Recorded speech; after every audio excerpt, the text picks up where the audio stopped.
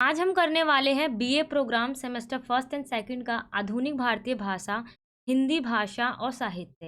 हिंदी ए के नाम से भी इसको जानते हैं। सबसे पहले हम इसका सिलेबस देख लेते हैं कि हमारा सिलेबस क्या-क्या है, किसके अंदर से हमारे क्वेश्चंस को पूछा जाना है। चलिए देखते हैं सबसे पहले हमारा अपना सिलेबस। इसके अंदर हमारी जो फर्स्ट यूनिट है इकाई 1 हिंदी भाषा में सबसे पहला जो हमारा टॉपिक है वो है आधुनिक भारतीय भाषाओं का उद्भव और विकास। सेकंड है हमारा हिंदी भाषा का परिचय एवं विकास। जो हमारा थर्ड है वो क्या है, राजभाषा, राष्ट्रभाषा और संपर्क भाषा के रूप में हिंदी। जो हमारी यूनिट सेकंड है उसके अंदर है हमारा हिंदी साहित्य का इतिहास, यानी इसके अंदर हम हिंदी साहित्य के इतिहास के बारे में पढ़ेंगे जो हमारा आदिकाल से लेके मध्यकाल के बीच का होगा। और जो सेकंड इसका है इसमें है हिंदी साहित्य का इतिहास में आधुनिक काल, जो आज का काल चल रहा है वो वाला काल। और थर्ड यूनिट में आपका है कबीर, भूषण और बिहारी के जो दोहे हैं, जो कविताएं हैं, उन सब के बारे में इसके अंदर पढ़ना है। जो हमारी फोर्थ यूनिट है वो क्या है हमारी, जयशंकर प्रसाद, नागार्जुन और रघुवीर सहाय, इन लोगों के बारे में, उनका जीवन परिचय, इनकी जो कविताएं रह चुकी हैं उनके बारे में हमें पढ़ना है। जो हमारा जो इसके जो इम्पोर्टेंट क्वेश्चन है वो मैं आपको यहाँ पे करवाने वाली हूँ। सबसे पहला जो हमारा क्वेश्चन है हम उसको देख लेते हैं। फर्स्ट क्वेश्चन हमसे क्या पूछा गया है, कबीर एक समाज सुधारक कवि हैं, विचार कीजिए। इसके अंदर हमें क्या बताना है, जो कबीर हैं वो एक क्या है, एक समाज सुधारक कवि हैं। मतलब उन्होंने क्या करा, जो अपने काव्यों के माध्यम से, जितनी भी उन्होंने अपनी कविताएं लिखी हैं उसके माध्यम से लोगों के मन में और समाज के अंदर सुधार करने की बात कही है। मतलब कि समाज के अंदर जो धर्म से रिलेटेड और जो इतने भी आडंबर फैले हुए थे, जो बुराइयां फैली हुई थी, जो रूढ़िवादी प्रथाएं फैली हुई थी, उन सब का इन्होंने विरोध करा है, उन सबको ख़त्म करने की बात कही है और समाज में सुधार लाने की बात कही है। इसमें सबसे पहले हम इसका परिचय देखते हैं, हमारा क्या है, जो कबीर का जो युग है उसके बारे में। इसमें हमारा जो जो मेन पॉइंट है वो उसके अंदर हमारा क्या है, जो दिनकर जी हैं, ये एक थिंकर है, इन्होंने क्या कहा है कि जो हर कवि अपने युग का ही कवि होता है। मतलब जितने भी कवि होते हैं वो अपने युग के कवि होते हैं। मतलब कभी कभी ऐसा होता है कि एक युग ऐसा होता है कि जिसके अंदर एक कवि काफ़ी ज़्यादा प्रसिद्ध हो जाता है, यानी फेमस हो जाता है, और उस युग के को क्या किया जाता है, उसी कवि के नाम से जाना जाने लगता है। जैसे जो कबीर का जो युग था उस युग को कबीर के नाम से ही जाना जाने लगा, क्योंकि वो काफ़ी ज़्यादा प्रसिद्ध हो चुके थे। जितने भी इनके काव्य थे, दोहे थे, वो काफ़ी ज़्यादा प्रसिद्ध हुए थे। ठीक है, आगे हम क्या देखते हैं, कबीर के समय में ना केवल मुसलमानों का राज्य हमारे देश में स्थापित हो गया था। मतलब कि जिस समय कबीर जी जो हमारे जब लेखक थे उस समय क्या हुआ था कि हमारे देश में यानी भारत के अंदर मुसलमानों का राज्य स्थापित हो चुका था, और इस्लाम धर्म ने क्या करा था, अपनी जड़ें भारत के अंदर पूरी तरीके से जमा ली थी। इस वजह से क्या हो गया था, जो हिंदू धर्म था उसका पूरी तरीके से पतन होने लग गया था। जिस कारण दोनों धर्मों के बीच में जो घृणा की जो खाई है वो काफ़ी ज़्यादा बढ़ने लग गई थी। दोनों में लड़ाई झगड़े होना और अपने आप को ऊपर दिखाना, ये सारी बातें काफ़ी ज़्यादा होने लग गई थी, और दोनों के बीच में घृणा इतनी ज़्यादा बढ़ गई थी कि लड़ाइयाँ हर जगह होती रहती थी।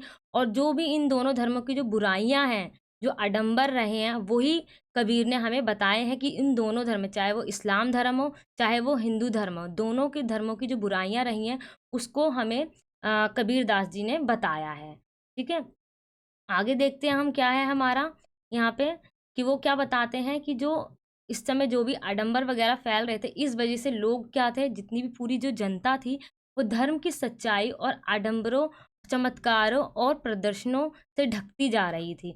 जो धर्म की जो सच्चाई थी, जिस राह पे लोगों को चलना था, उससे वो क्या हो गए थे, वो भटक गए थे।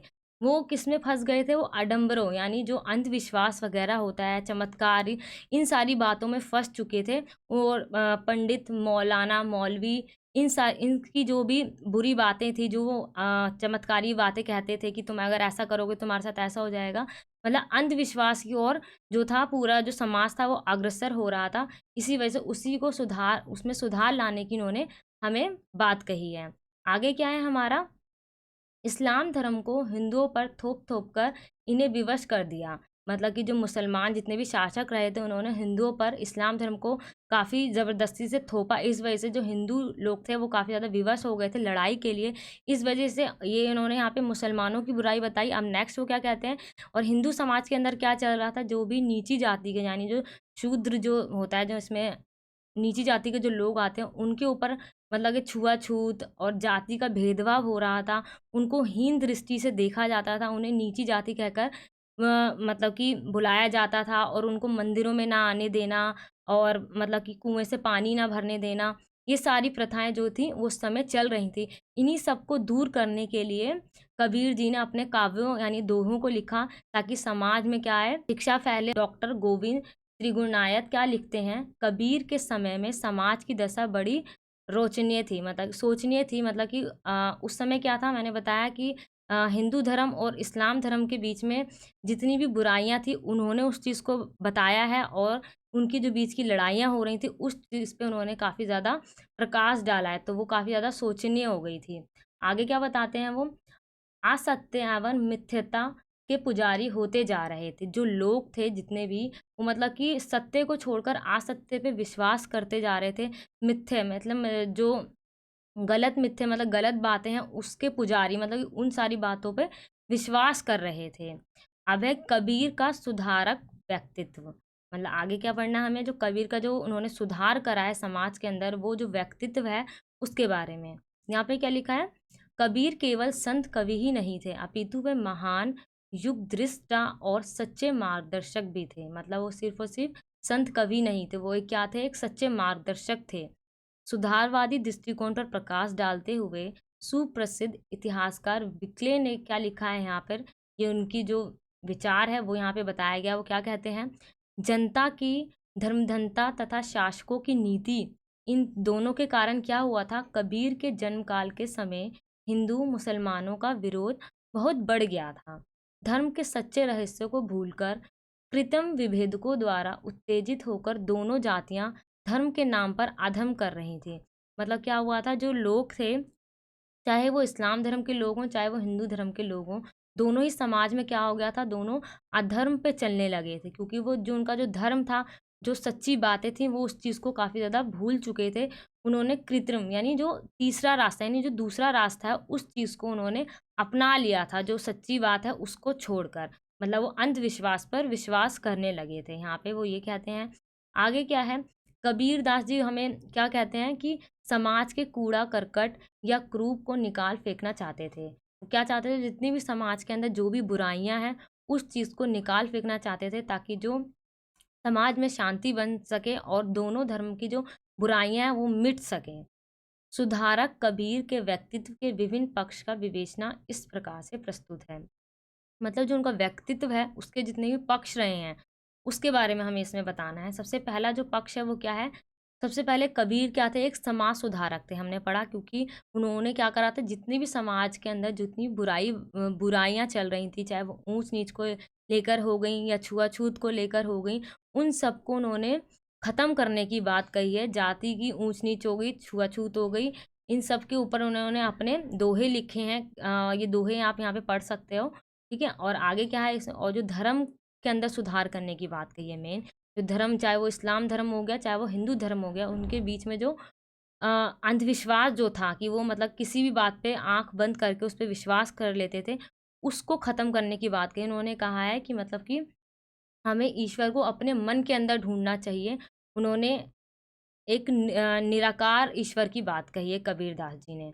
नेक्स्ट पॉइंट यहाँ पे क्या है, मूर्ति पूजा आदि बाहरी आडंबरों का विरोध। मतलब जो कबीर जी थे उन्होंने मूर्ति पूजा का विरोध करा है क्योंकि वो एक निराकार कवि थे, मतलब वो निराकार भक्ति पे विश्वास रखते थे। वो ये कहते हैं कि कबीर दास ने किसी प्रकार की मूर्ति पूजा, सिर मुंडवाना और तिलक छाप लगाना, माला जाप, इन सभी बातों का उन्होंने विरोध करा। वो कहते हैं वो एक दिखावा है, उस सब की उन्होंने क्या करी है, कटु आलोचना करी है, ठीक है, उस चीज़ का वो विरोध करते हैं। और नेक्स्ट पॉइंट क्या है हमारा इसका, नेक्स्ट है बाग लगाना आदि आडंबरों का विरोध। मतलब जैसे हिंदू धर्म की जो बाहरी आडंबर थे उनका विरोध, उसी तरीके जो इस्लाम धर्म के जो बाहरी आडंबर हैं उस चीज़ का भी उन्होंने काफ़ी ज़्यादा आलोचना यानी उसका विरोध करा है। जैसे कि उसमें वो क्या बताते हैं इस्लाम धर्म के अंदर कि जब इसके अंदर जो रोज़ा रखते हैं, जो 30 दिन का जो रोज़ा होता है वो पूरा दिन उसमें रोज़ा रखते हैं, लेकिन रात्रि यानी जो शाम के टाइम क्या करते हैं, वो गाय का वध करके मतलब कि जो अपनी प्रथा का उस प्रथा का उन्होंने निंदा करा है कि शाम के टाइम यानी जब वो रोज़ा जब वो खोलते हैं तो उस समय वो जो भी मांस मच्छी जो भी वो नॉनवेज होता है उस चीज़ को वो खा लेते हैं, तो उस प्रथा की इन्होंने निंदा करी है इस्लाम धर्म के लिए। ठीक है? आगे क्या है हमारा, प्रेम और ज्ञान में समन्वय। मतलब जो कबीर जी थे वो क्या चाहते थे, प्रेम और ज्ञान में समन्वय चाहते थे। जितने भी हमारे अमानवीय तत्व हैं जो मानव के लिए नहीं है, उन सभी चीज़ों का उन्होंने विरोध किया। हमेशा उन्होंने क्या चाहा है कि जितने भी समाज में लोग हैं, चाहे वो किसी भी जाति धर्म के हों, उनके बीच में हमेशा मेल मिलाप रहे, प्रेम से जीवन बिताना चाहिए। इन सारी चीज़ों की उन्होंने बातें करी हैं, वही सारे उन्होंने अपने काव्य यानी अपने दोहों के अंदर वही उपदेश दिए हैं। नेक्स्ट पॉइंट क्या हमारा, भाषा के क्षेत्र में समन्वय। जो उस समय जैसे हम जानते हैं भारत के अंदर एक नहीं काफ़ी अनेक भाषाएं हैं, तो सिर्फ उन्होंने एक भाषा में अपनी दोहों को नहीं लिखा है, उन्होंने अलग अलग भाषाओं का समन्वय करके अपनी काव्य रचना करी है। इसलिए उनकी भाषा को सुद्दुकड़ी या पंचमेल खिचड़ी भाषा भी कहा जाता है। ठीक है, क्योंकि उनकी जितनी भी दोहे हैं उसके अंदर काफ़ी सारी भाषाएं एक साथ मिला जुला कर उसको लिखा गया है। इसलिए उनकी जो वो दोहे वगैरह होता है उसको क्या कह सकते हैं हम, सुद्दुकड़ी भी कह सकते हैं, यहाँ उसको हम पंचमेल खिचड़ी भी कह सकते हैं। पंचमेल यानी सभी मेल की खिचड़ी हम कह सकते हैं। 7वां पॉइंट हमारा क्या है, समन्वयवादी दृष्टिकोण। समन्वयवादी दृष्टिकोण के अंदर हमारा क्या है, समाज के अंदर वो समन्वय यानी सभी लोगों को एक समान मानते हुए वो चलना चाहते थे। जितने भी हमारे समाज में धर्म, दर्शन, राजनीति आदि के क्षेत्र में समन्वय चाहते थे। सभी में क्या हो, लोगों को एक समानता मिले, किसी के साथ भी भेदभाव ना हो, चाहे वो किसी भी जाति का हो, कोई भी उनका लिंग हो, और चाहे उनका धर्म भी क्यों ना अलग हो। ठीक है, सब में समन्वय चाहते थे, ये उनका दृष्टिकोण था। अब अपना नेक्स्ट क्वेश्चन हम देखते हैं। हमारा नेक्स्ट क्वेश्चन क्या है, नेक्स्ट क्वेश्चन है, बादल को घिरते देखा है। कविता का आशय बताना है, मतलब इस कविता में जो बातें बताई गई हैं उसका मतलब क्या है। ठीक है, जो ये बादल को घिरते देखा कविता है हमारी, वो हमारी नागार्जुन ने लिखी है, जो एक प्रगतिशाली कवि हैं। ठीक है, जैसे कबीर जी थे वो एक जगह पे ठहर के रुक के उन्होंने अपने जो भी काव्य वगैरह लिखे हैं वो वैसे लिखे हैं। लेकिन जो नागार्जुन थे वो एक जगह पे नहीं टिकते थे। वो क्या करते थे, वो भारत के अलग-अलग राज्यों यानी अलग-अलग जगहों पे जाकर अपनी काव्यों की रचना करा करते थे। इनकी भाषा शैली में काफ़ी ज़्यादा भिन्नता है, क्योंकि हर जगह वो जो भी मतलब कि वो प्राकृतिक का वर्णन काफ़ी ज़्यादा करा करते थे। ठीक है, प्राकृतिक सुंदरता का। संपूर्ण साहित्य प्राकृतिक तथा ग्रामीण परिवेश से जुड़ा है। मतलब जो ये बादल को घिरते देखा हमारी कविता है उसके अंदर क्या है, प्रकृति की सुंदरता के बारे में और ग्रामीण यानी गाँव का जो परिवेश होता है किस तरीके का, उस चीज़ को उन्होंने इसके अंदर बताया है। तो यहाँ पे हमारे नागार्जुन का सबसे पहले जीवन परिचय दे रखा है कि उनका जन्म कब हुआ था, उनका प्रारंभिक नाम क्या था, उनकी प्रमुख रचनाएँ क्या थी, ये आप पढ़ सकते हो। मेन हम इसके अंदर देख लेते हैं, जो हमारी ये कविता है बादल को घिरते देखा, उसका आशय क्या है ना? उसका मतलब क्या है, उसके अंदर क्या चीज़ बताई गई है। सबसे पहले हम इस जो ये कविता है उसका हम परिचय देखते हैं। नागार्जुन द्वारा रचित बादल को घिरते देखा है कविता में प्रकृति का चित्रण किया गया है, मैंने आपको पहले ही बताया था। और ये किससे ली गई है, जो नागार्जुन जी की एक कविता संग्रह से ली गई है। जो कविता कौन सी थी, युगधारा। इस वाली कविता से इस बादल को घिरते देखा को लिया गया है। वर्षा ऋतु के आने पर संपूर्ण प्रकृति में जो परिवर्तन आ जाता है, मतलब जब भी वर्षा ऋतु आती है तो आप देखते होगे कि पूरे आसमान के अंदर काले काले बादल छा जाते हैं, हवाएं ठंडी ठंडी चलने लग जाती हैं, है ना, मौसम काफ़ी ज़्यादा सुहाना सा हो जाता है। वो जो प्रकृति में पूरी तरीके से परिवर्तन आता है, जो चेंज आता है, उस चीज़ को उन्होंने यहाँ पे बताया है। उस चीज़ का जो दृश्य का जो वर्णन करा है, वही हमारी कौन-सी कविता है, बादल को घिरते देखा है। दृश्य कुछ इस प्रकार है। वो किस प्रकार है, मतलब कैसा दिखता है, जैसे उन्होंने कविता में क्या-क्या बताया है।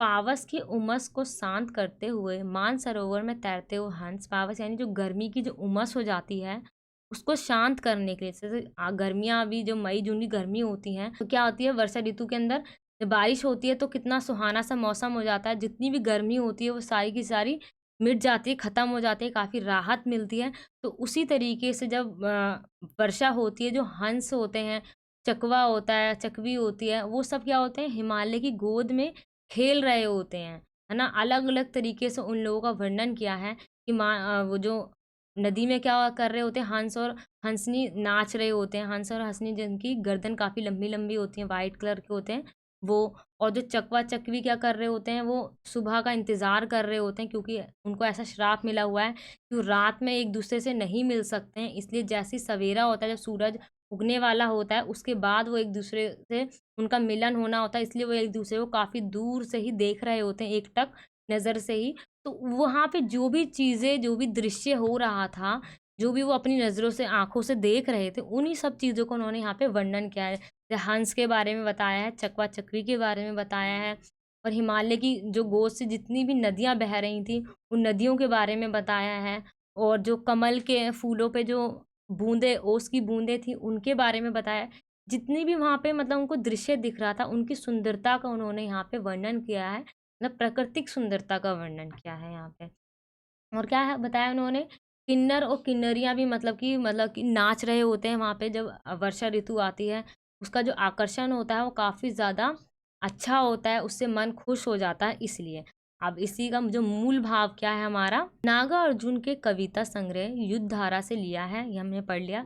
कविता में प्राकृतिक चित्रण का सुंदर उदाहरण है। वर्षा ऋतु आने पर सारी प्रकृति जैसे अपनी विरह अग्नि शांत कर देती है। जो मतलब कि जो गर्मी होती है उस चीज़ को पूरी तरीके से शांत कर देती है और वहाँ पे एकदम ठंडक सी आ जाती है। इसी भाव को कवि ने बिंबों से व्यक्त किया है। कविता में हिमालय की पहाड़ियों, दुर्गम बर्फीली घाटियों, झीलों, झरनों तथा देवदारू के जंगलों के बीच दुर्लभ वनस्पतियों, जीव जंतुओं, गगनचुंबी कैलाश पर्वत पर मेघा किन्नर किन्नरियों के विलासपूर्ण में जीवन का अत्यंत आकर्षण वर्णन किया है। इन सभी चीज़ों का उन्होंने काफ़ी सुंदरता तरीके से उस इसका उन्होंने नागार्जुन जी ने वर्णन किया है कि किस तरीके से वर्षा ऋतु आते ही सभी लोग, चाहे वो मानव जाति के हों, चाहे वो हमारे पशु पक्षी वगैरह जितने भी जीव जंतु होते हैं, सभी लोग क्या हो जाते हैं, काफ़ी ज़्यादा खुश हो जाते हैं क्योंकि गर्मियाँ जो गर्मी होती है बहुत ज़्यादा कम हो जाती है और ठंडक जो होती है वो आने लग जाती है। इसलिए वर्षा ऋतु आते ही काफ़ी जो दृश्य होता है वो मनमोहक हो जाता है, जो हृदय को मन में एकदम मतलब कि उसकी छाप छोड़ जाती है। कवि बताते हैं कि जब स्वच्छ और धवल चोटियों पर वर्षा कालीन बादल छा जाते हैं तो संपूर्ण प्रकृति उल्लास से भर जाती है। मतलब कि जब पहाड़ों के ऊपर जब काली-काली घटाएँ जब छाने लग जाती हैं, जो प्राकृतिक होती है उसके अंदर काफ़ी ज़्यादा उल्लास भर जाता है, यानी खुशियाँ भर जाती हैं। मानसरोवर के सुनहरे कमलों पर ओस मोतियों के समान झलकते हैं। मतलब मानसरोवर मतलब उस वहाँ पे जो कमल के जो फूल होते हैं उसके ऊपर जो ओस की जो बूंदें गिरी होती हैं उनको उन्होंने क्या बताया है, मोतियों के समान बताया है। ठीक है, हम यहाँ पे कह सकते हैं उन्होंने मानवीयकरण अलंकार किया है। ठीक है, ओस की बूंदों को। ठीक है, पावस की उमस से व्याकुल समतल प्रदेशों से आकर हंस झीलों में तैरते हुए कमल डंडियों को खोजते हैं। मतलब जो हंस होते हैं वो काफ़ी ज़्यादा गर्मी से वहाँ से भाग कर कहाँ पे आ जाते हैं, पहाड़ियों की चोटी पे आ जाते हैं और उन ठंडी ठंडी नदियों के अंदर नहाने लग जाते हैं और कमल की डंडियों को खोजने लग जाते हैं। तो उस चीज़ का जो सुंदर वर्णन उन्होंने यहाँ पे किया है। ठीक है, वैसे ही मैंने बताया था और चकवा और चकवी का भी कि जैसे सवेरा होते ही वो अपनी प्राण्य क्रीड़ा की मगन हो जाते हैं। जो भी उनकी क्रीड़ा यानी जो भी उनका काम है, कार्य है, उस चीज़ में वो मगन हो जाते हैं। सैकड़ों हज़ारों फुट दुर्गम बर्फीली घाटों में अपनी ही नाभि से उठने वाली मादक सुगंध को ना पाने पर युवा हिरण को खींचते हुए देखा है। मतलब यहाँ पे ये बताते हैं एक ऐसे व्यक्ति का यहाँ पे वर्णन करते हैं, मतलब हिरण होता है जो उसके अंदर से काफ़ी ज़्यादा एक सुगंध आ रही होती है, उसको ये नहीं पता होता वो सुगंध उसी के अंदर से आ रही है और वो पूरे मतलब कि उस जंगल यानी उस पहाड़ी का चक्कर लगाता है कि इतनी अच्छी खुशबू जो सुगंध है वो कहाँ से आ रही है। वो चारों तरफ चक्कर लगाता है लेकिन उसको ये नहीं अनुभव होता है कि वो जो सुगंध है, वो जो खुशबू है वो उसी के अंदर से आ रही है। उस चीज़ को देखते हुए उन्हें काफ़ी ज़्यादा आनंद आ रहा होता है, उस चीज़ का भी उन्होंने यहाँ पे अपनी कविता के अंदर वर्णन किया है। ठीक है? इसी तरीके से हमारा ये नेक्स्ट क्वेश्चन क्या है हम देखते हैं। किसी एक कवि का साहित्यिक परिचय दीजिए। मतलब इंद्रभूषण और नागार्जुन में से हमें किसी एक का साहित्यिक परिचय देना है, यानी हम कह सकते हैं जीवन परिचय बताना। तो मैं यहाँ पे आपको दोनों के जीवन परिचय करवाऊंगी। सबसे पहले हम यहाँ पे देख लेते हैं भूषण का। सबसे पहले क्या है यहाँ पे कि उन सबसे पहले हमें क्या पढ़ना होता है कि उनका जन्म कब हुआ था, इसके अंदर उनकी कौन कौन सी रचनाएं रही हैं, उनके माता पिता का नाम क्या है, अगर उन्होंने कोई शिक्षा प्राप्त करी है तो वो कहाँ से करी है और कितनी शिक्षा प्राप्त करी है। तो ये मेन जो बातें हैं ये आपको लिखनी ही लिखनी होती है। साहित्यिक परिचय कह लो या आप उनका जीवन परिचय कह लो। यदि उनको कोई पुरस्कार दिया गया है तो उन पुरस्कार के बारे में भी आपको लिखना होता है। ठीक है, ये 3-4 पॉइंट ऐसे हैं कि अगर आप ये नहीं लिखते हो तो जो आपका जीवन परिचय यानी जो आपका साहित्य परिचय है, वो कंप्लीट नहीं होगा, ठीक है? आपको उसके अंदर अच्छे मार्क्स नहीं मिलेंगे। भूषण 1613 से 1705 रीतिकाल के 3 प्रमुख कवियों बिहारी, केशव और भूषण में से एक हैं। ये तीनों ही कवि इस काल के काफ़ी प्रसिद्ध कवि थे, उसमें से एक के बारे में हम पढ़ रहे हैं, भूषण के बारे में।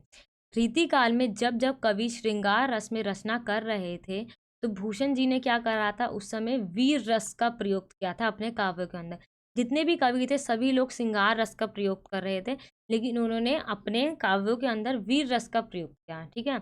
और इसका जीवन परिचय हम क्या देखते हैं, भूषण जी हैं, उनके जो मेन जो जीवन परिचय मतलब कि उनके माता पिता, उनकी मृत्यु और जन्म का ठीक से किसी को भी अभी तक पता नहीं है कि जो उनका जन्म, मृत्यु और परिवार आदि के विषय में कुछ भी निश्चय रूप से नहीं कहा जा सकता है, क्योंकि कोई भी सटीक प्रमाण यहाँ पे उनके बारे में नहीं मिले हैं। इसलिए इनकी जितनी भी बातें हैं उन सभी को अनुमान के तौर पर कहा गया है कि उनका जन्म इस समय में हुआ था, इनकी मृत्यु इस समय में हुई थी। उनका कोई भी निश्चय रूप नहीं है कि ये सच्चाई है क्या नहीं है, ठीक है? जन्म कब माना जाता है इनका? कई लोगों को ऐसा मानना है कि इनका जन्म 1670 में हुआ और कई लोगों का मानना है कि उनका जन्म 1613 में हुआ। उनका जन्म स्थान कानपुर जिले में तिकवमपुर नाम का ग्राम बताया जाता है कि मतलब कि कोई निश्चय नहीं है, ऐसा अनुमान लगाया जाता है कि शायद इस जगह पे उनका जन्म हुआ था। उनके पिता का नाम रत्नाकर त्रिपाठी था। वे काव्यकुब्ज ब्राह्मण थे, मतलब कि वो ब्राह्मण थे। भूषण के वास्तविक नाम, जो उनका वास्तविक नाम था, उसका कोई भी सटीक प्रमाण का पता नहीं चल पाया है, क्योंकि भूषण एक उपाधि है जो उन्होंने किसने दी थी, त्रिकुट के राज हृदय राम के पुत्र रुद्र शाह ने उन्हें दी थी। जैसे उपाधि कौन क्या उनसे, जैसे डॉक्टर हो गई, जनरल हो गई, ये सारी क्या होती है, एक उपाधि होती है। इसी प्रकार से उन्हें भूषण की भी एक उपाधि मिल रखी थी, उन्हीं उसी के नाम से उनके जितने भी काव्य को जाना जाता है, ठीक है? उनकी रचनाएं हम देख लेते हैं, क्या क्या उनकी रचनाएं हैं। उनकी रचनाएं हैं शिवराज भूषण, शिवा बावनी और छत्रसाल दर्शक की, ये 3 भूषण के प्रसिद्ध काव्य ग्रंथ हैं, ठीक है? ये तीनों क्या है, उनके प्रसिद्ध काव्य ग्रंथ हैं। ये तीनों आपको लिखना काफ़ी ज़्यादा ज़रूरी है अगर आपका एक काव्य परिचय आता है इसका। तो शिवराज भूषण में रीतिकालीन प्रवृत्ति के अनुसार अलंकारों का विवेचना किया गया है। जो हमारे शिवराज भूषण है उसके अंदर क्या बताया गया है, अलंकारों के बारे में बताया गया है। शिवा भावनी में क्या बताया गया, शिवाजी के तथा छत्रसाल दर्शक में छत्रसाला के वीरतापूर्ण कार्यों का वर्णन किया गया है। इन्होंने वीर रस का प्रयोग करा है, मतलब कि इन्होंने जो उस समय के जो 2 राजा हुआ करते थे, शिवाजी और छत्रसाल, इन दोनों के जितनी भी वीरता के बारे में उनके जितने भी कार्य रहे हैं, उन सब का वर्णन अपने काव्यों के अंदर किया है। अब उनकी काव्यगत विशेषता क्या रही है, हिंदू जनता पर जितने भी उस समय के अत्याचार किए जा रहे थे, जो पीड़ा हो रही थी उनके ऊपर, उन सब के विरुद्ध उन्होंने आवाज़ उठाई है, उन सब का उन्होंने विरोध करा है। हिंदू जन समुदायों को आशा का संबल प्रदान कर उसे संघर्ष के लिए उत्साहित किया है कि हमें अपने लिए लड़ना है। उस चीज़ के लिए, संघर्ष के लिए उन्होंने अपने काव्यों के माध्यम से जनता को उत्साहित करा है। युद्धों का उन्होंने क्या सजीव चित्रण दिया है, मतलब कि उसके बारे में उन्होंने बताया है। जो शिवाजी और छत्रसाल जो राजा थे, उनके जितने भी युद्ध वगैरह हुए हैं, उन सब के बारे में उन्होंने यहाँ पे बताया है, आप देख सकते हैं। अब उनकी भाषा किस तरीके से रही है, भूषण ने अपने काव्य की रचना ब्रज भाषा में की है, ठीक है? वे सर्वप्रथम कवि हैं जिन्होंने ब्रज भाषा को वीर रस की कविता के लिए अपनाया, ठीक है? आपको ये लाइन लिखनी होगी, वीर रस के अनुकूल उनकी ब्रज भाषा में सर्वत्र ही आज के दर्शक होते हैं। मतलब हम देख सकते हैं कि जितने भी आज की बातें जो हैं, वो सारी उनकी जो काव्यों से मिलती है। भूषण की ब्रज भाषा में उर्दू, अरबी, फ़ारसी आदि भाषाओं के शब्द की भरमार है, मतलब ये सारे जितने भी शब्द हैं, वो सारे इन शब्दों का प्रयोग करा गया है उनके काव्यों के अंदर। जंग, आफ़ताब, फ़ौज आदि शब्दों का खुलकर प्रयोग किया गया है, ठीक है? इसके अंदर उर्दू, अरबी, फ़ारसी इन सारी भाषाओं का मेल-जोल है, हम कह सकते हैं, ठीक है? ये सारी इनकी भाषाएँ हो गई। अब इनकी शैली क्या है? शैली क्या है? विषय के अनुकूल है, जो वो विषय लिख रहे हैं उसके अनुकूल उनकी शैली हुआ करती थी, ठीक है? उनकी शैली को वीर रस की ओजपूर्ण शैली कहा जाता है, ठीक है? हम कह सकते हैं क्या? ओजपूर्ण शैली हम कह सकते हैं। रस क्या है इनका? भूषण की कविता की वीर रस के वर्णन में भूषण हिंदी साहित्य में अद्वितीय कवि हैं, ठीक है? रस हम कह सकते हैं, उन्होंने वीर रस का प्रयोग करा है।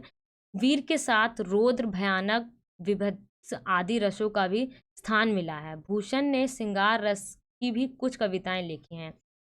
कुछ कविताएं उन्होंने श्रृंगार रस में भी लिखी हैं। छंद इसमें क्या है, भूषण की छंद योजना रस के अनुकूल है। दोहा, कविता, सवैया, छप्पे आदि अनेक प्रमुख छंद उन्होंने लिखे हैं। ठीक है। अलंकार हम क्या कह सकते हैं उसमें, रीतिकालीन कवियों की भांति भूषण ने अलंकारों को अत्यधिक महत्व दिया है। उनकी कविताओं में सभी तरह के अलंकार पाए जाते हैं। जितने भी हमारे अलंकार होते हैं वो सभी अलंकार उनकी कविताओं के अंदर पाए जाते हैं। अब नेक्स्ट वाला हम देखते हैं, नागार्जुन जी का जो हमारा काव्य है, उनका जो परिचय है वो। सही अर्थों में कवि नागार्जुन भारतीय मिट्टी से बने आधुनिकतम कवि हैं। ये प्रगतिवादी युग के कवि हैं। जन संघर्ष में आस्था, जनता में गहरा लगाव, एक न्यायपूर्ण समाज का सपना, ये तीन गुण नागार्जुन के व्यक्तित्व में ही नहीं उनके साहित्य में भी घुले मिले हैं। ठीक है। ये तीनों जो चीज़ें हैं उनके काव्यों में भी, यानी उनके जो जितनी भी कविताएं उसमें भी मिलती है और उनके व्यक्तित्व में भी है। निराला के बाद नागार्जुन अकेले ऐसे कवि हैं जिन्होंने इतने छंद, इतने मतलब जितने भी उन्होंने छंद वगैरह लिखे और शैलियाँ जो उन्होंने प्रयोग करी वो काफ़ी ज़्यादा अच्छी रहीं और लोगों के अंदर उन्होंने जागरूकता फैलाई। पारंपरिक काव्य रूपों को नए नए कथ्यों के साथ इस्तेमाल करने और नए नए काव्य कौशल को संभव करने वाले वे अद्वितीय कवि हैं। मतलब कि काफ़ी अलग कवि रहे हैं नागार्जुन। अब इनका जीवन परिचय क्या है हमारा, कि उनका जन्म कब हुआ था, 1911 में हुआ था, दरभंगा जिले के अंदर हुआ था। उनका असली नाम क्या था, वेदनाथ मिश्र था। और उनके जो पिताश्री थे उनका नाम क्या था, गोकुल मिश्र था। वो एक किसान थे। ठीक है। एक गांव के किसान रहा करते थे और उनकी आरंभिक शिक्षा पद्धति संस्कृत में हुई थी। ठीक है। उन्होंने जो जितनी भी आरंभिक शिक्षा जो प्राप्त करी थी उन्होंने संस्कृत भाषा में प्राप्त करी थी। वो बौद्ध धर्म से प्रभावित होकर महात्मा बुद्ध के प्रसिद्ध शिष्य के नाम पर उन्होंने अपना नाम नागार्जुन रख लिया। जीवन के जो उनके जीवन में काफ़ी ज़्यादा कठिनाई, संघर्ष का उन्होंने उन्होंने सामना करा था। जितने भी उनके संसाधन की जो अभाव रहे थे और उनके ऊपर जितने भी शोषण हुए थे, इसी कारण से उन्होंने क्या करा, जीवन के अभावों ने ही उन्हें शोषण के प्रति विद्रोह की भावनाओं से भर दिया। मतलब कि उन्होंने विद्रोह की भावना के लिए अपने काव्यों की रचना करी। 1941 में ईस्वी में उन्होंने क्या, वो भारत वापिस आ गए। नागार्जुन जी ने कई बार जेल यात्रा की। उन्होंने भारत की आज़ादी के लिए भी लड़ाइयाँ लड़ी। उस समय भी वो भारत की स्वतंत्रता के लिए भी जेल गए थे। उन्होंने और उनकी जो मृत्यु हो गई थी वो 87 वर्ष की आयु में ही उनकी मृत्यु हो जाती है। कब, 5 नवंबर 1998 को उनकी मृत्यु हो जाती है। ठीक है। उनकी जो काव्य विशेषता क्या रही है, उनकी जो भाषा है वो काफ़ी ज़्यादा सरल रही है, काफ़ी ज़्यादा कठिन नहीं रही है। उन्होंने तत्सम और तद्भव दोनों शब्दों का अपनी काव्यों के अंदर प्रयोग करा है। और जो अलंकार है उन्होंने अनुप्रास, उपमा, रूपक, अतिशयोक्ति, इन सभी अलंकारों का उन्होंने अपनी काव्यों के अंदर प्रयोग करा है। और जो उनकी रचनाओं की जो अभिव्यक्ति रही है वो काफ़ी ज़्यादा सीधी और ठेठ रूप में रही है। मतलब कुछ बेहद ठेठ रही है और कुछ एकदम सीधी रही है। उन्होंने अपनी रचनाओं में मुक्ता तथा प्रबंध शैली को अपनाया है। इनकी शैली प्रतीकात्मकता और व्यंग प्रधान है।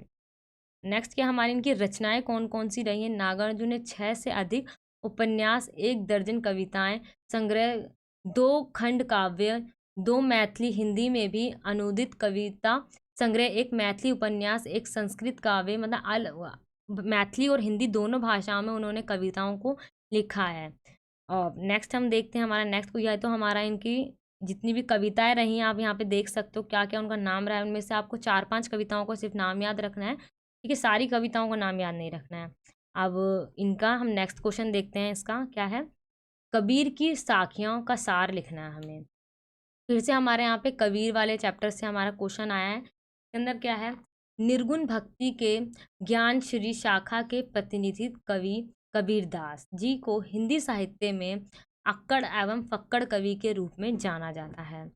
कबीरदास जी जो थे वो समस्त जीवन बहारे जितने भी आडंबर रहे हैं लोगों के बीच में, जो अंधविश्वास रहा है उसका उन्होंने पूरी तरीके से विरोध करा है और लोगों के अंदर जागरूकता लाने की बात करी है।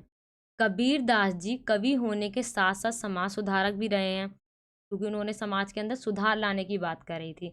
है ना? जितने भी आडंबर वगैरह अंधविश्वास फैला हुआ था, उन सब को दूर करने की बात कही थी। रचनाएँ जितनी भी हमारी कबीरदास की रचनाएँ हैं, हमें अज्ञानता के अंधकार से ज्ञान के प्रकाश की ओर ले जाती हैं। ठीक है? उनकी जितनी भी रचनाएँ रही हैं, जितने भी दोहे, कविताएँ वगैरह रही हैं, अगर कोई व्यक्ति अज्ञानता के उसमें फँसा हुआ है, तो अगर वो उसको पढ़ लेता है, तो वो अंधकार से निकल कर कहाँ चला जाएगा? प्रकाश की ओर उनकी कविताएँ उस व्यक्ति को ले जाती हैं।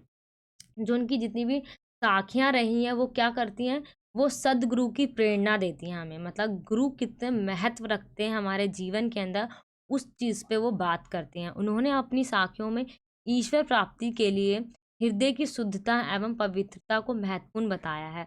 अगर किसी को ईश्वर को प्राप्त करना है, तो उसको क्या करना होगा? जो उसकी हृदय की जो मतलब उसके हृदय उसके अंदर एकदम शुद्धता और पवित्रता होनी, इसके अंदर कोई भी छल कपट नहीं होना चाहिए, उसका हृदय एकदम साफ होना चाहिए सभी व्यक्तियों के लिए।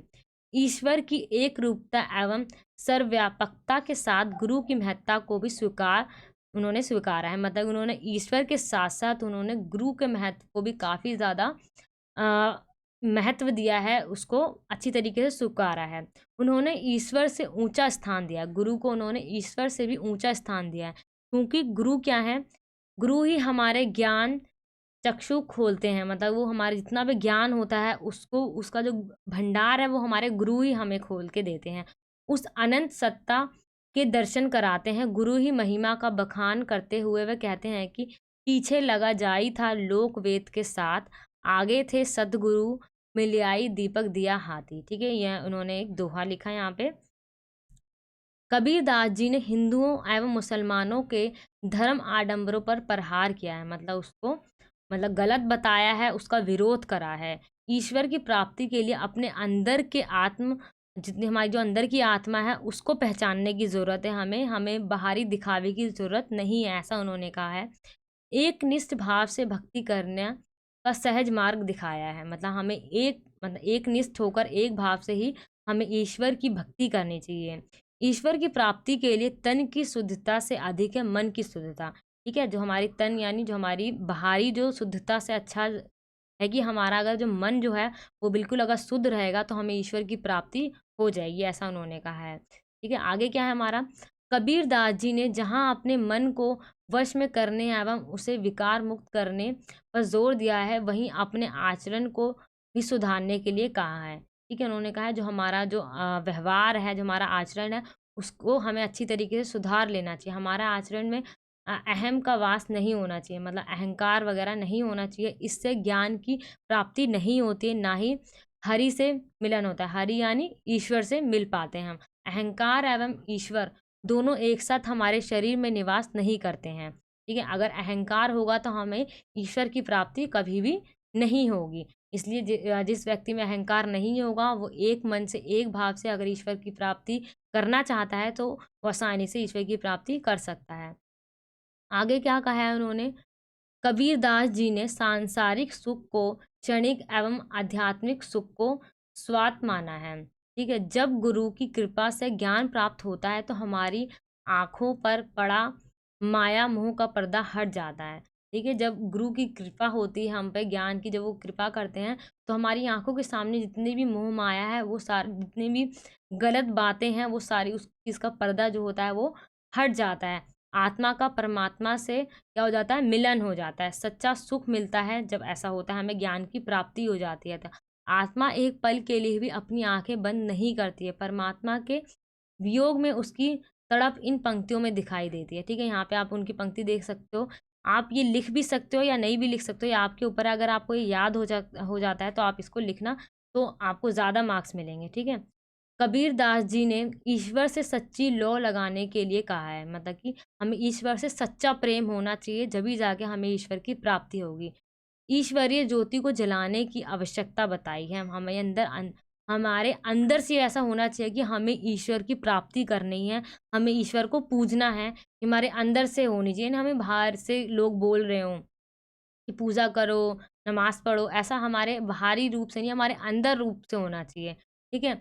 और आडंबरों में फँसकर एवं मोह-माया में के चक्कर में उलझकर हमें परमात्मा मिलन के सुख से वंचित हो जाते हैं।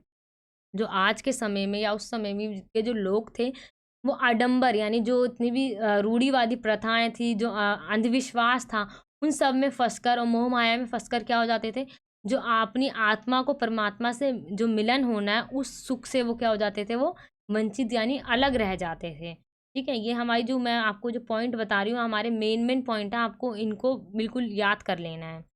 नेक्स्ट हमारा क्वेश्चन क्या है, मीरा की भक्ति भावना पर प्रकाश डालना है। ठीक है, मीरा की भक्ति भावना जो किससे प्रेम करती थी, वो श्री कृष्ण से प्रेम करती थी। श्री मतलब जो कृष्ण भक्तों में मीरा भी एक प्रमुख नाम है। कृष्ण की भक्ति में सबसे पहला जो नाम आता है वो मीराबाई का ही आता है, क्योंकि उन्होंने जब वो विधवा हो जाती हैं तो उन्होंने श्री कृष्ण को ही अपना पति मान लिया था, और उनकी ही वो पूरी जिंदगी मतलब अपनी पूरी लाइफ उन्हीं की पूजा यानी उन्हीं की भक्ति में लीन रही थी। गिरधर के प्रेम में रंगरती मीरा का दर्द भरा स्वर अपनी अलग पहचान रखता है। समस्त भारत उस दर्द दीवानी की मधुर्य भक्ति से ओत-प्रोत रसिक्त वाणी से अप्लावित है। मतलब कि उन सब वो सभी लोग जानते हैं कि जो मीराबाई है, वो श्री कृष्ण जी से कितना प्रेम करा करती थी। मीरा का जन्म राजस्थान में मेड़ता कस्बे की कुड़ी ग्राम में हुआ था। ठीक है? राजस्थान की एक कस्बे में उनका जन्म हुआ था। मीरा कृष्ण की अन्यन उपासिका थी।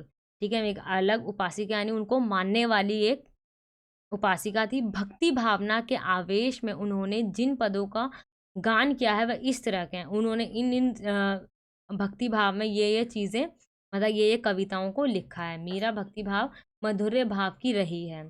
नेक्स्ट क्या है हमारा, आध्यात्मिकता दृष्टि से वो कृष्ण को अपना पति मानती थी। ठीक है? मैंने जैसे बताया जो श्री कृष्ण को अपना क्या माना करती थी, अपना पति माना करती थी। जब उनके हस्बैंड यानी उनके जो पति की मृत्यु हो जाती है, जब वो विधवा हो जाती हैं, तो उन्होंने अपने तन मन पूरी तरीके से श्री कृष्ण जी को ही अपना पति मान लिया था।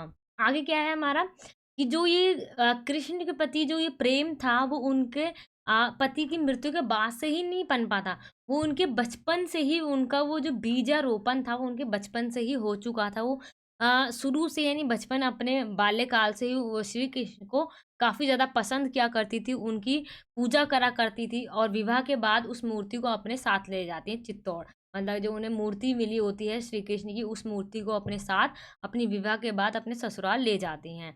आगे क्या है हमारा ससुराल में वो क्या करती हैं, दुर्ग में मुरलीधर का मंदिर बनवाकर सेवा और पूजा आदि का समस्त कार्य गजाधर को सौंप दिया। मतलब क्या करती हैं कि अपने ससुराल में भी वहाँ पर एक मंदिर बनवाती हैं श्री कृष्ण जी की, और वहाँ पर उनकी पूजा किया करती थी। इस प्रकार हम कह सकते हैं कि जो विवाह के बाद भी जो मीरा थी, वो कृष्ण जी की पूजा बहुत अपने पूरे मन से किया करती थी। परंतु मीरा के विधवा होते ही उस पर जो विपत्तियों के पहाड़ टूटे, उससे उसका मन वैराग्य की ओर उन्मुख हो गया। वैराग्य यानी विरह की ओर उन्मुख हो उठा, बढ़ चुका, क्योंकि अब वो पूरी तरीके से अकेली रह चुकी थी। अब उनके जीवन में उनका साथी नहीं बचा था। इसी वजह से वो क्या करती हैं, जो-जो मीरा को कष्ट दिए गए, मीरा का लौकिक जीवन से मोह समाप्त हो गया। जब उनके पति की मृत्यु हो जाती है, उनको काफ़ी ज़्यादा कष्ट सहने पड़ते हैं, और उन कष्टों के वजह से ही क्या होता है, मीरा का जो लौकिक जीवन से जो मोह है, वो पूरी तरीके से समाप्त हो जाता है।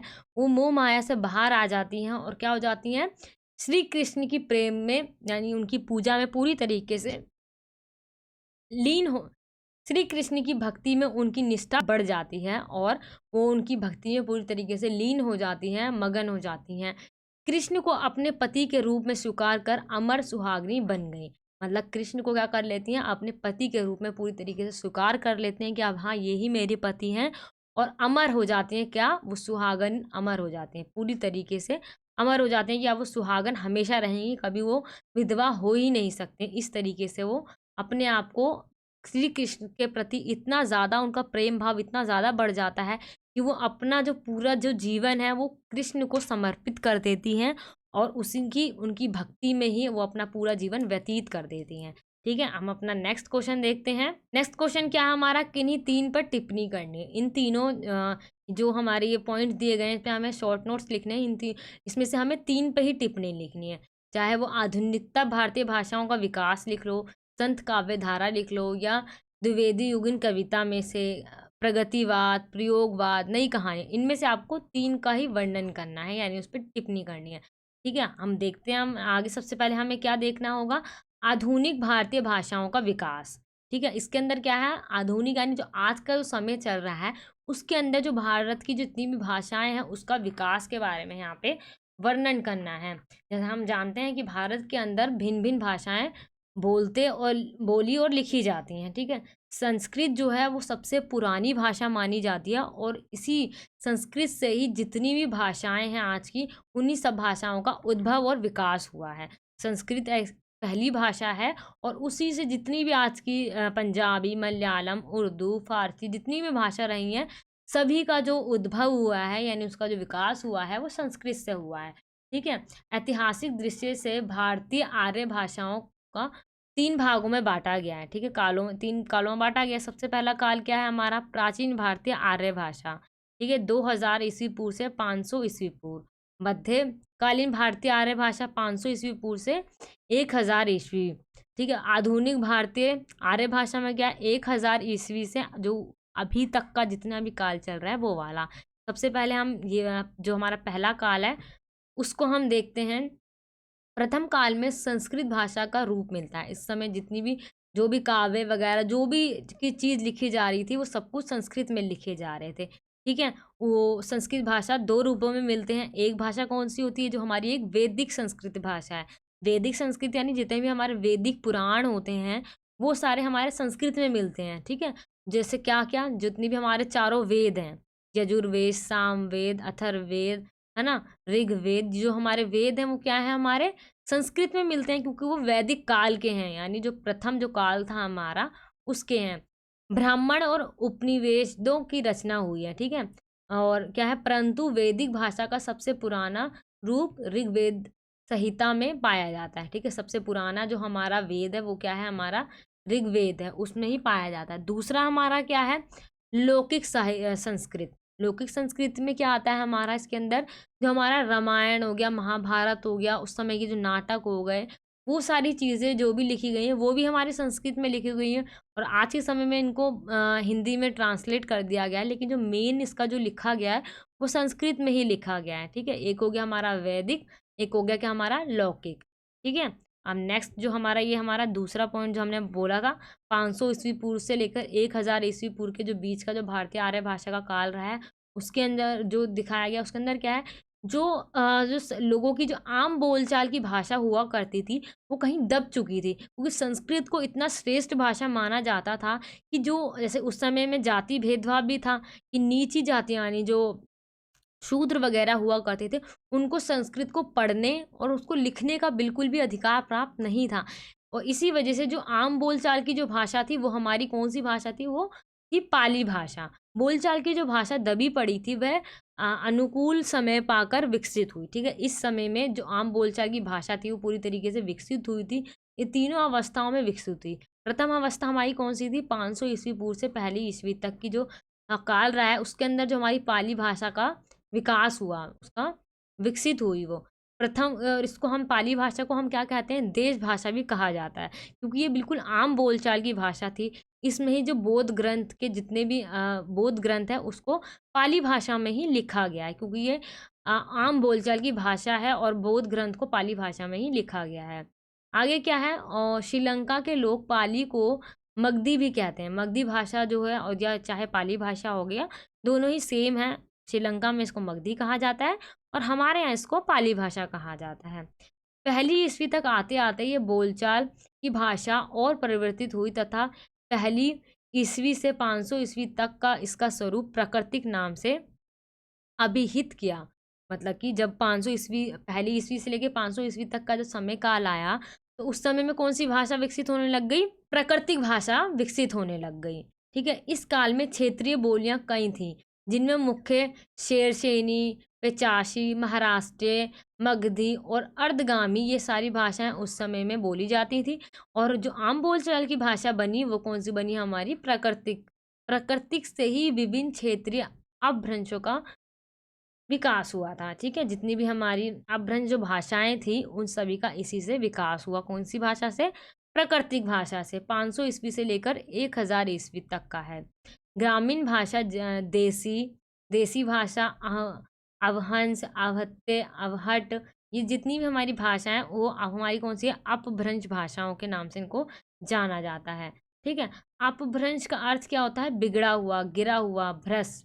आधुनिक आर्य भाषाओं में जो उनसे हमारी भी भाषा आती है, जो हमारी आज की बोलचाल की भाषा है, हमारी बंगला, असमिया, हिंदी, मराठी, गुजराती, सिंधी, पंजाबी, ये जो सारी भाषाएँ हमारी कौन-सी आज के समय की भाषाएँ, और इन सब का विकास इससे हुआ है, ठीक है?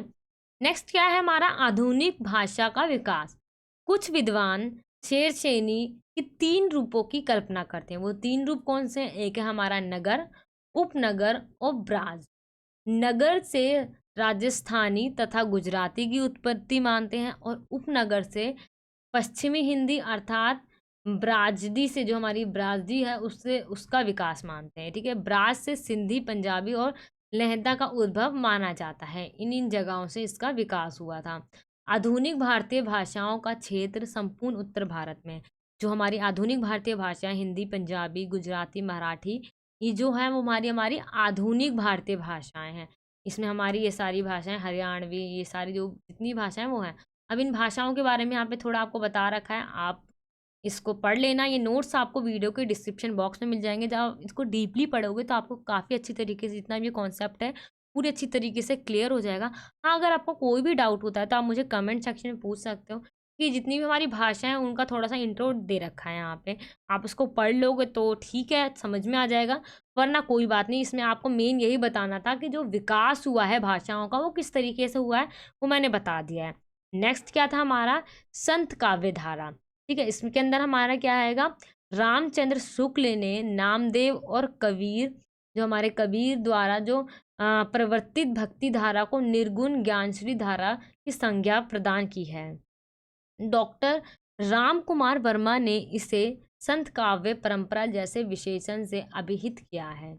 आचार्य हजारी प्रसाद द्विवेदी ने इसे निर्गुण भक्ति साहित्य का नाम दिया है।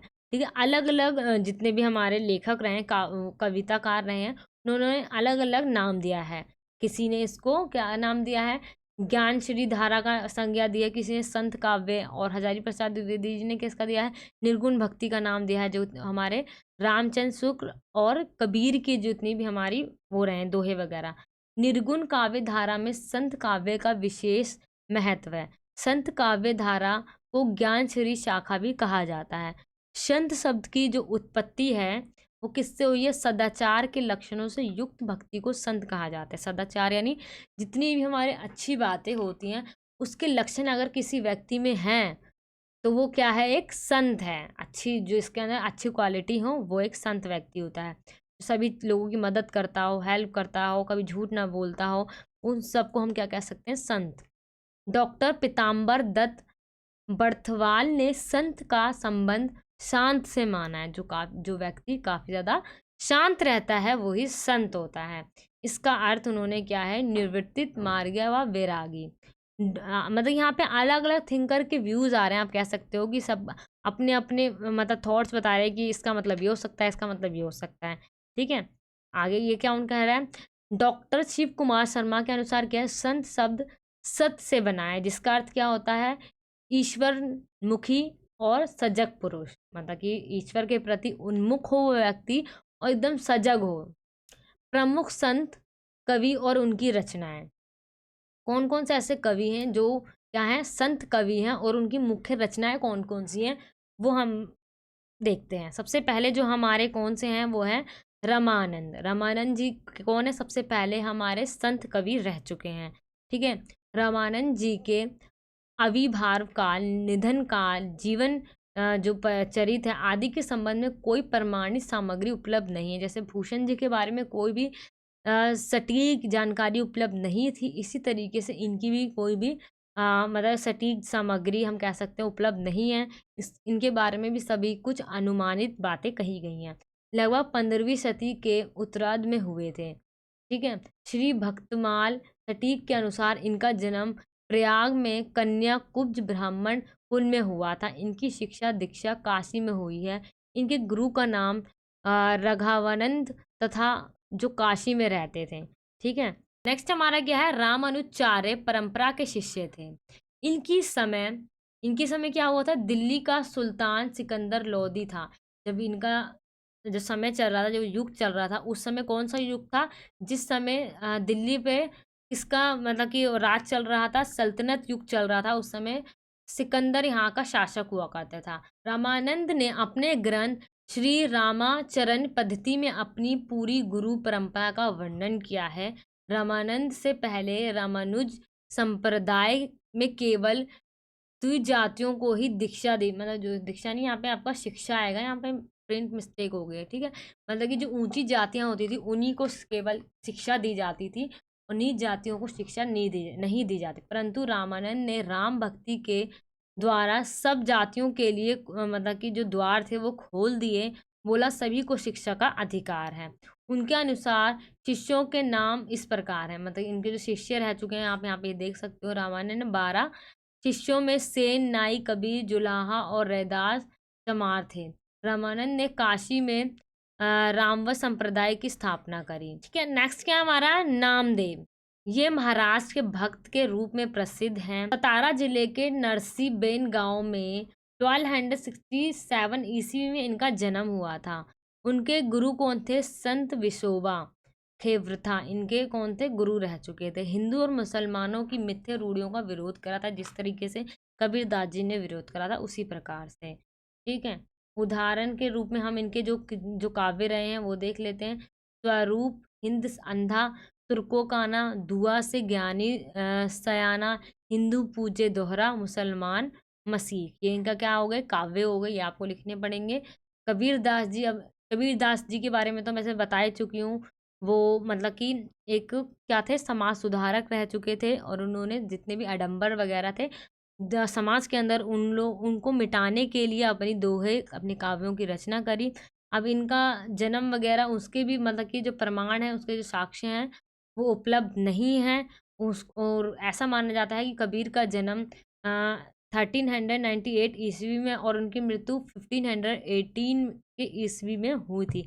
कहा जाता है कि कबीर किसी विधवा ब्राह्मणी के गर्भ से पैदा हुए थे, लेकिन उनका जो पालन पोषण करा गया था वो किसने करा था? नीमा नामक जुलाहे के बच्चे का मतलब इन्होंने पालन पोषण करा था। एक जुलाहे ने इनका पालन पोषण करा था। कबीर के गुरु रामानंद थे, जिनके बारे में हमने फर्स्ट जो पढ़ा था ना वो।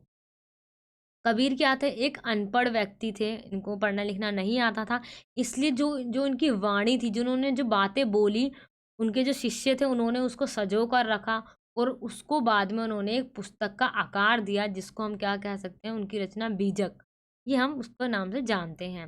वो मूर्ति पूजन, तीर्थ व्रत, पूजा पाठ का विरोध किया। कबीर जीवन भर सामाजिक अंधविश्वासों का विरोध किया करते थे, मतलब कि हम जानते हैं वो उन जितनी भी बुरी बातें हैं उन सभी का वो विरोध किया करते थे। नेक्स्ट हमारा क्या है? दादू दयाल। दादू दयाल का जन्म 1544 ईस्वी में अहमदाबाद में हुआ था, और इनकी मृत्यु कब हुई थी? 1303 ईस्वी में हुई थी। माना जाता है कि दादू पंथ के लोग कहते हैं कि किसी ब्राह्मण को साबरमती में बहते हुए पानी में मिले थे। ठीक है, किसी ब्राह्मण को ये भी पानी में बहते हुए मिले थे। एक अन्य जनश्रुति के अनुसार इन्हें मुसलमान धुनिया का पुत्र माना जाता है। ऐसा माना जाता है कि ये किसी एक मुसलमान स्त्री के मतलब एक पुत्र हैं, और कबीर को अपना ये गुरु माना करते थे। ठीक है, दादू के कितने शिष्य थे? 52 शिष्य थे, और दादू दयाल के 2 शिष्य सुंदरदास और जगन्नाथ दास ने हर डे वाणी शीर्षक से इनकी रचनाओं का संकलन किया। लेकिन जितने भी इनकी रचनाएं थी उन लोगों उनका जो संकलन यानी उनको जो रखा, उसको किस शीर्षक से रखा? हर डे वाणी के नाम से। अंगवधु उनका प्रसिद्ध काव्य संग्रह है, जिसका संकलन किसने करा था? उनके शिष्य रजब ने किया था। नेक्स्ट क्या हमारा? रैदास या रविदास। हम किसी को रैदास नाम से भी जानते हैं, उनको हम रविदास के नाम से भी जानते हैं। मध्ययुगीन साधकों में रविदास का प्रमुख स्थान रहा है। उनका जन्म कहाँ हुआ था? उनका जन्म काशी में हुआ था। डॉक्टर भंडारकर और भक्तमाल के आधार पर क्या माना जाता है कि इनका जन्म जो हुआ था वो 1200 ईस्वी में हुआ था। और डॉक्टर भगवत स्वरूप मिश्र ने ये निष्कर्ष दिया है कि इनका जन्म 1389 ईस्वी तथा मृत्यु कब हुई थी? 1448 ईस्वी में हुई थी। ये जाति के चमार थे, मतलब इनकी जाति जो थी वो चमार थी। इन्हें स्वामी रामानंद ने शिक्षा यानी हम दीक्षा जो भी कह सकते हैं वो दी थी। इन्हें मीराबाई का गुरु भी माना जाता है। ऐसा माना जाता है कि जो वो थे वो मीराबाई के गुरु रह चुके थे। अब इनके जो प्रसिद्ध काव्य हैं वो हम देख लेते हैं, वो क्या है। इनकी लिखे हुए 40 पद गुरु ग्रंथ साहब में भी संकलित हैं।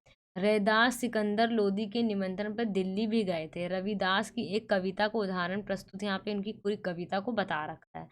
ठीक है। अब नेक्स्ट क्या हमारा, गुरु नानक देव। सिख संप्रदाय के गुरु नानक देव इतिहास प्रसिद्ध व्यक्ति रहे हैं। इतिहास के अंदर काफी ज्यादा प्रसिद्ध व्यक्ति रहे हैं। कौन? गुरु नानक। गुरु नानक जी का जन्म 1469 ईस्वी में तलवांडी में हुआ था, और वो अब किस नाम से जाने जाते हैं? ननकाना साहब के नाम से जाना जाते हैं। नानक के पद गुरु ग्रंथ साहब में संकलित हैं, और इनकी मृत्यु कब हुई थी? 1538 ईस्वी में हुई थी। इनके पिता का नाम क्या था? कालचंद्र, और माता का नाम तृप्ता था। इनके 2 पुत्र भी हुए जिनका नाम क्या था? लक्ष्मी चंद्र और श्रीचंद्र। ठीक है। अब इनकी जो प्रमुख रचनाएं रही हैं वो क्या है?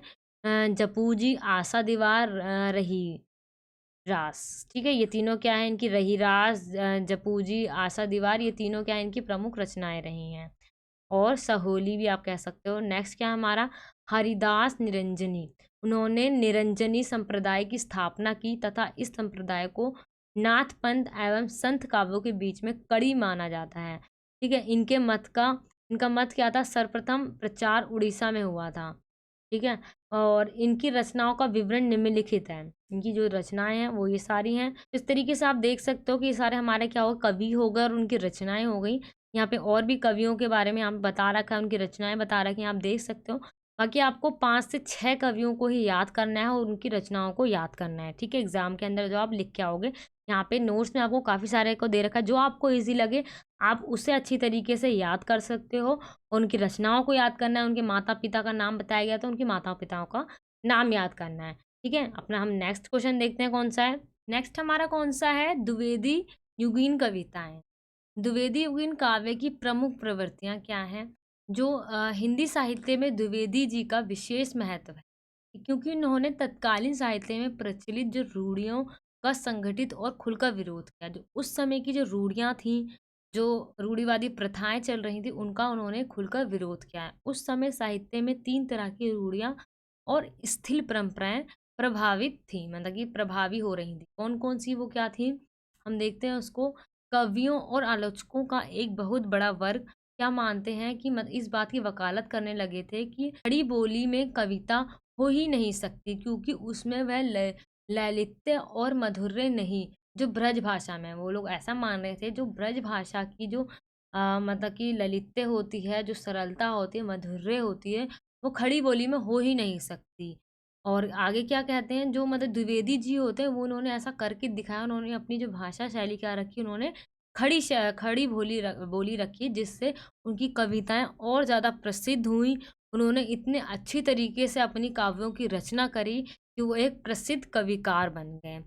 अंग रस ना नायिका भेद, ये क्या है? उनकी कविताओं का नाम है। ठीक है। उस समय कविता में समस्या पूर्ति की ऐसा धूम मचाई थी कि बहुत से कवि किसी ना किसी समस्या का सहारे लिए बिना कविता लिख ही नहीं सकते थे। ठीक है। द्विवेदी जी थे, उन्होंने पूरी शक्ति के साथ इन स्थिर परंपराओं और रूढ़ियों का विरोध किया।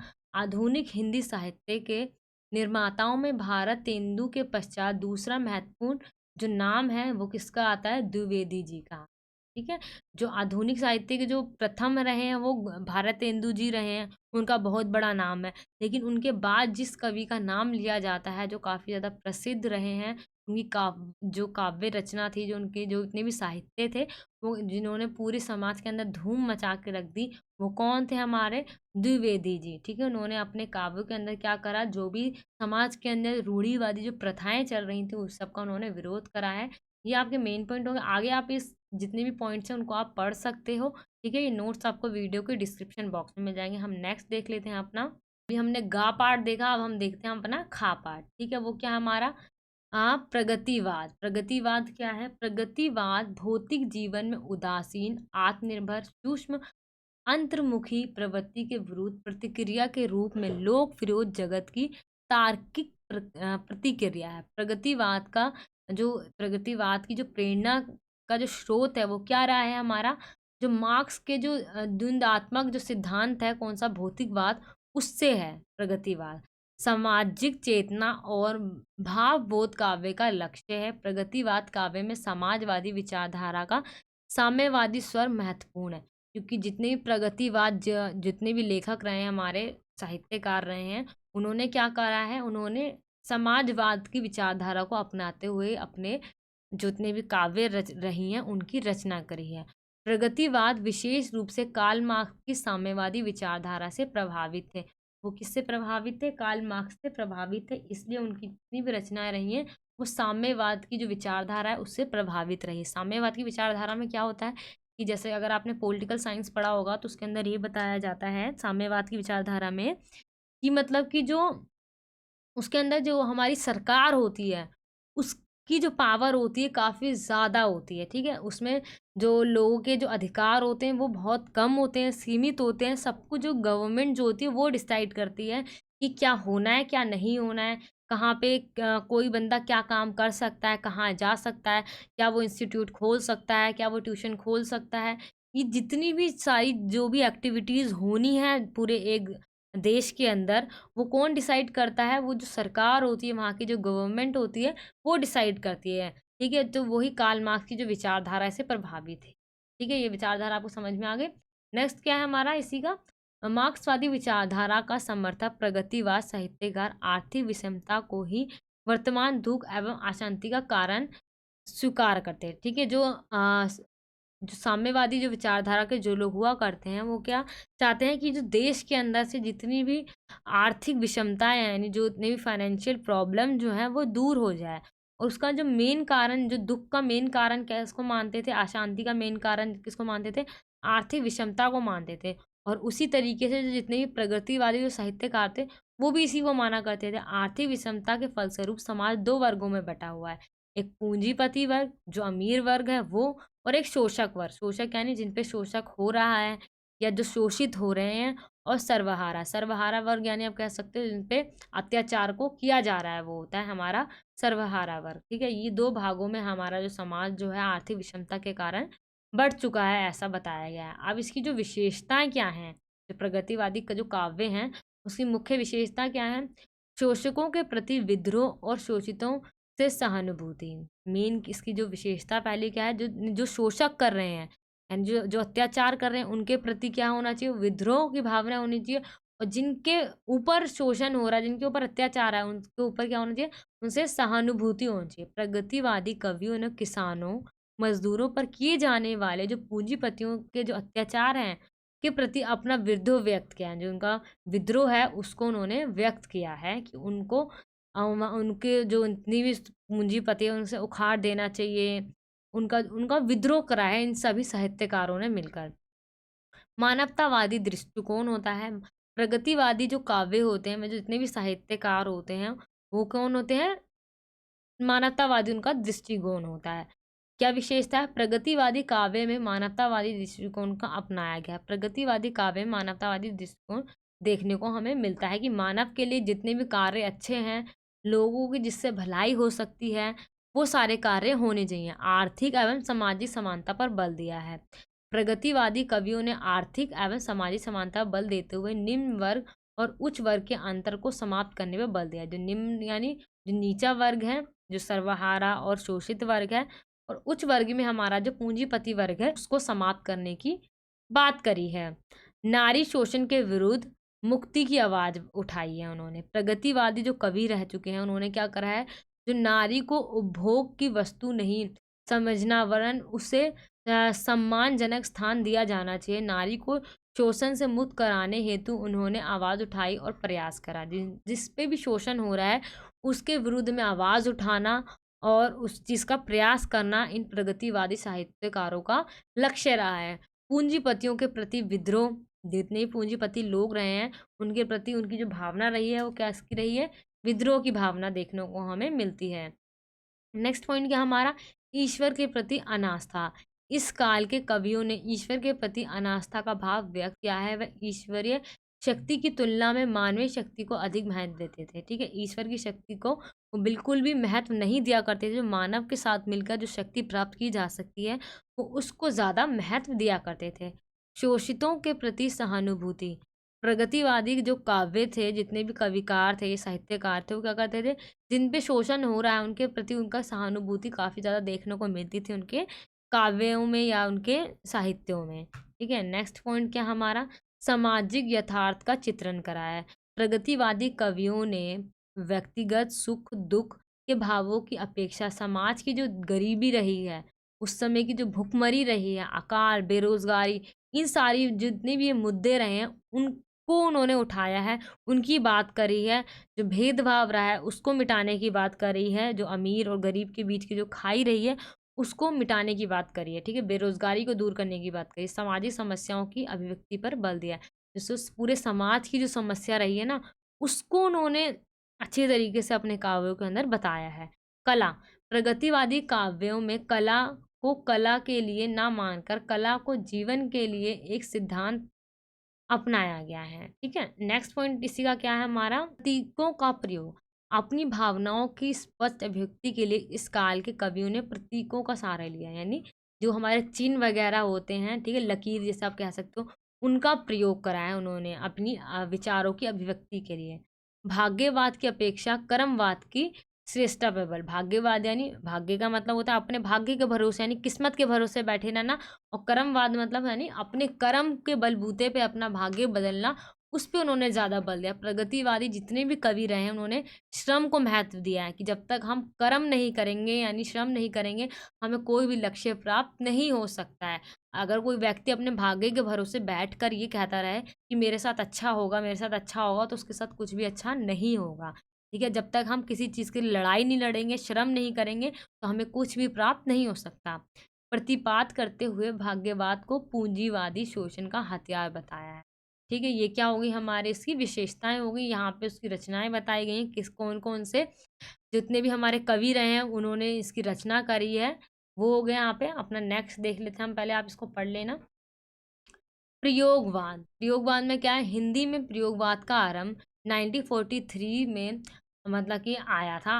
और आगे जो है एक लेखक रहे हैं, उन्होंने क्या लिखा है कि कवि नवीन राहों के अन्वेषी हैं। अन्वेषी मतलब क्या होता है, जो खोजने वाला है। जितने भी कवि होते हैं वो नई नई राहों के, जो नए नए रास्ते होते हैं उनको खोजने का, हाँ मतलब कि उसको रास्ते को ढूंढने के लिए हमेशा तत्पर रहते हैं।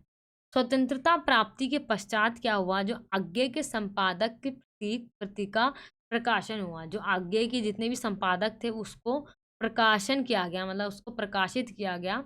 और जो सन 1951 से दूसरा तार सप्तक प्रकाशित हुआ, ठीक है? सबसे पहला स्वतंत्रता के बाद, दूसरा कब हुआ 1951 में, और तीसरा उसके 4 सप्तक बाद, मतलब कि उसको प्रकाशित किया गया। अब प्रयोगवाद कहते किसे हैं, उसका अर्थ क्या होता है? प्रयोगवाद हिंदी साहित्य की आधुनिकतम विचारधारा है, जो आज की समय की, हमने 3 काल पढ़े थे ना अपने, मध्यकाल के बाद का जो लास्ट काल था वो हमारा कौन सा था, जो 1000 ईस्वी से जो चला आ रहा है वो हमारा काल कौन सा है, आधुनिकता का काल है। उसकी जो पूरी विचारधारा रही है वो हमारी क्या रही है, प्रयोगवाद की रही है। इसका एकमात्र उद्देश्य क्या होता है, प्रगतिवाद के जनवादी दृष्टिकोण का विरोध करना। जो हमने प्रगतिवाद अभी पढ़ा ना, कि मतलब बेरोजगारी, इन सब की बातों को करना, ये जो मार्क्सवाद के सिद्धांतों को मानते हैं, उन सब का विरोध करना ही प्रयोगवाद का एक क्या रहा है, हम कह सकते हैं दृष्टिकोण रहा है। प्रयोगवाद कवियों ने काव्य, उनकी जो काव्यों की जो भाव पक्ष होता था और जो कला पक्ष होता था, उन दोनों को ही काफी ज्यादा महत्व दिया है। इन्होंने प्रयोग करके नए तरीकों, नए उपमानों एवं नवीन बिंबों का प्रयोग कर काव्य को नवीन छवि प्रदान की है। मतलब नए नए तरीके के उन्होंने प्रयोग करे और नए तरीके के बिंबों का प्रयोग करके उन्होंने काव्यों की रचना करी। प्रयोगवादी कवि अपनी मानसिक तुष्टि के लिए कविताओं की रचना करते हैं। जितने भी हमारे प्रयोगवादी जो कवि होते हैं वो क्या करते हैं, अपनी मानसिक जो संतुष्टि कह सकते हो या तुष्टि कह सकते हो, उस चीज के लिए ही वो अपनी कविताओं की रचना किया करते थे। जीवन और जगत के प्रति अनास्था प्रयोगवाद का एक आवश्यक तत्व रहा है। साम्यवाद के प्रति भी अनास्था उत्पन्न कर देना उसका लक्ष्य रहा है, ठीक है? जो साम्यवाद के प्रति और किसके प्रति, जीवन जगत के प्रति उनकी अनास्था रही है, मतलब उसके प्रति उनकी कोई भी आस्था नहीं दिखाई देती है। कला को कला के लिए अपने अह की अभिव्यक्ति के ही मानते हैं। अह यानी अहंकार की अभिव्यक्ति के लिए कला को वो काफ़ी ज़्यादा ज़रूरी मानते हैं। प्रयोगवाद की विशेषता क्या है हमारी? सबसे पहली विशेषता क्या है? नवीन उपमानों का प्रयोग, मतलब नए-नए उपमानों का प्रयोग किया गया, ठीक है? और जितने भी पुराने उपमान थे उनको उन्होंने क्या कहा, वो बासी हो चुके हैं, वो बेकार हो गए हैं, इसलिए उन्होंने नए उपमानों का प्रयोग करा। नेक्स्ट क्या हमारा? प्रेम भावनाओं का खुला चित्रण। उन्होंने क्या करा, जितने भी हमारे कवि रहे हैं प्रयोगवादी के, प्रेम भावनाओं का अत्यंत खुला चित्रण कर उसमें अश्लीलता का समावेश कर दिया है। ठीक है? हम कह सकते हैं कि जितने भी आज के समय के जो कवि रहे हैं उन्होंने अपनी काव्य रचनाओं में अश्लीलता जो होती है उसका समावेश यानी उसको अपना लिया है। बुद्धिवाद की प्रधानता। प्रगतिवाद कवियों ने क्या करा है, बुद्धि के जो तत्व हैं उसको प्रधानता दी है, मतलब काफ़ी ज़्यादा महत्व दिया है, जिस कारण जो उनके काव्य हैं वो काफ़ी ज़्यादा दुरूहता दुरूहता का मतलब क्या कह सकते हैं हम, कठिन हो चुके हैं, उसको पढ़ने में काफ़ी ज़्यादा मुश्किल आती है। नेक्स्ट यानी जो हमारा फोर्थ पॉइंट क्या है इसकी विशेषता का, निराशावाद की प्रधानता। इस काल के कवियों ने मानव मन की निराशा, कुंठा व हताशा का यथार्थ रूप में क्या करा है, वर्णन किया है। लघु मानववाद की प्रतिष्ठा। इस काल के कवियों में मानव से जुड़ी प्रत्येक वस्तु की प्रतिष्ठा प्रदान की गई है तथा उसे कविता का विषय बनाया गया है। ठीक है, जितने भी मानव से जुड़ी जो भी वस्तुएं हैं उनको उन्होंने क्या करा है, अपनी कविताओं के अंदर उस इसका विषय बनाकर उसको लिखा है। अह की प्रधानता। अह यानी फ्राउड ने मनोविश्लेषण से प्रभावित ये कवि अपनी अह को अधिक महत्वपूर्ण मानते हैं। अह यानी हम कह सकते हैं ईगो, अहंकार, हम कह सकते हैं ये। रूढ़ियों के प्रति विद्रोह। इस काल की कविताओं ने जो रूढ़ी मतलब जो पुरानी विचारधाराओं के लोग हैं उनके प्रति क्या कहा है, विद्रोह का स्वर जो वो मुखर हुआ है, मतलब विद्रोह का अपना स्वर अपनाया है। इन कवियों ने रूढ़ि मुक्त नवीन समाज की स्थापना पर बल दिया है, मतलब ये जितनी पुरानी जो प्रथाएं हैं उससे मुक्त होकर नवीन प्रथाओं को अपनाकर हमें अपनी काव्यों की रचना करनी चाहिए, इस पर उन्होंने अधिक बल दिया है। नेक्स्ट क्या है हमारा, मुक्त छंदों का प्रयोग। प्रगतिवादी जो कवि रहे हैं उन्होंने अपनी कविताओं के अंदर मुक्त छंदों का मतलब प्रयोग करा है, उसका चयन करा है। नेक्स्ट पॉइंट क्या हमारा, व्यंग की प्रधानता। इनके काव्यों के अंदर व्यंग की प्रधानता रही है, मतलब व्यंग को काफ़ी ज़्यादा इम्पोर्टेंस दी गई है। व्यंग यानी आप कह सकते हो किसी पे कटाक्ष मारना या उसकी आलोचना करना। ठीक है, इस काल के कवियों ने व्यक्ति व समाज दोनों पर अपनी व्यंग्यात्मक लेखनी चलाई है। लेखनी का मतलब आप कह सकते हो अपनी शैली लिखी है, व्यंग्यात्मक शैली के रूप में उन्होंने अपने काव्यों की रचना करी है। यहाँ पे आपको काफ़ी लेखकों के नाम मिल जाएंगे और उनकी जो इतनी भी रचनाएं रही हैं उनकी रचनाओं का नाम मिल जाएगा। ठीक है, इनमें से आपको 4-5 लेखकों के नाम याद करके उनकी रचनाओं को, 1-2 रचनाओं को याद कर लेना है। ठीक है, यहाँ तक जितना भी मैंने क्वेश्चंस आपको करवाए हैं, ये 4-5 जो क्वेश्चन रहे हैं हमारे, आई होप आपको पूरी अच्छी तरीके से समझ में आ गए होंगे। अगर आपका कोई भी डाउट होता है तो आप मुझसे कमेंट सेक्शन में पूछ सकते हैं। मिलते हैं नेक्स्ट वीडियो में। Thank you so much.